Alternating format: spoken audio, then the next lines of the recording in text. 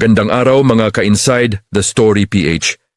Sa episode na ito, ating pakikinggan ang isang lihim na bumubulong mula sa kalawakan.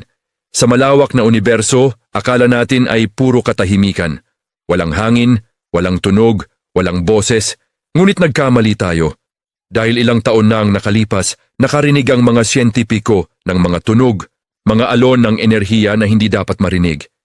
Mga tunog na tila boses ng kalawakan mismo.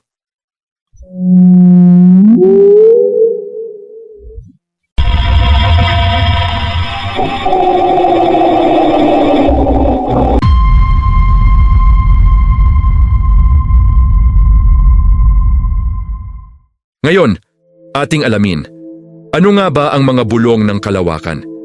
Ang espasyo ay vacuum. Ibig sabihin, walang hangin, walang daluyan ng tunog. Kaya sa loob ng maraming taon, naniwala ang mga siyentipiko na tahimik ang universo.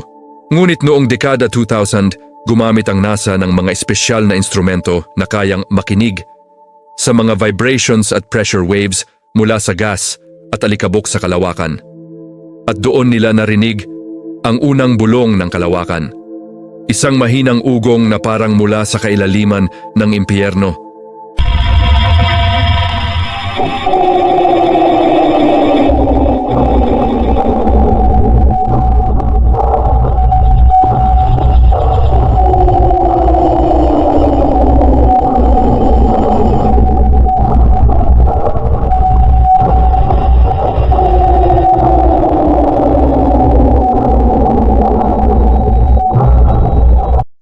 Isang tunog na hindi gawa ng tao, kundi ng isang bagay na mas malaki pa sa ating imahinasyon. Noong 2022, inilabas ng NASA ang isa sa pinakanakakatindig balahibong recording sa kasaysayan. Ang tunog ng isang itim na butas sa Perseus Galaxy Cluster.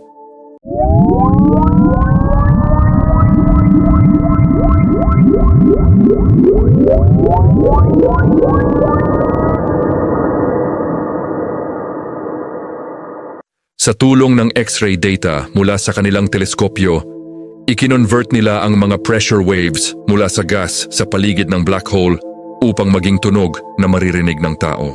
At ang lumabas ay parang boses ng isang higante. Mabagal, malalim, at tila isang halinghing na nanggagaling sa walang hanggan.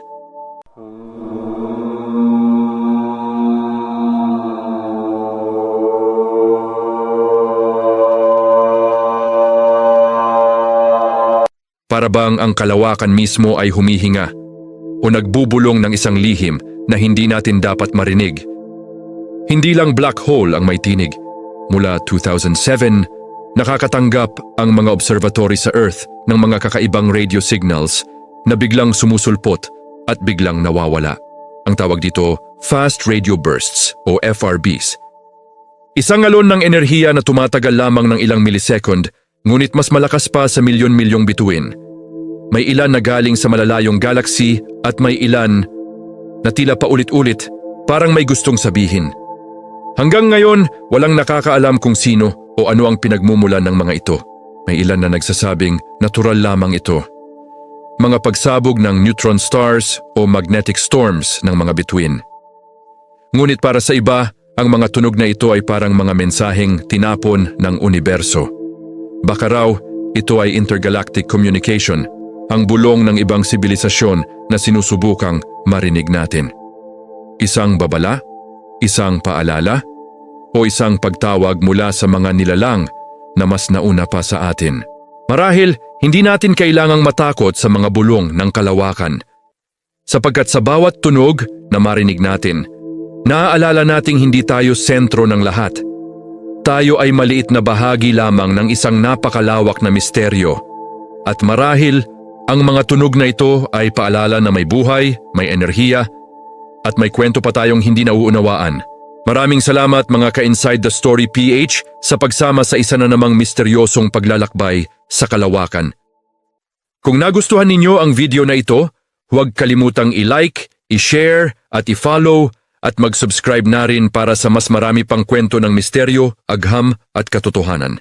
At ito ang Inside the Story PH, kung saan bawat tunog may kwento at bawat kwento may aral. Hanggang sa muli mga ka-Inside the Story PH, mag-ingat kayo lagi at patuloy tayong makinig sa mga bulong ng kalawakan.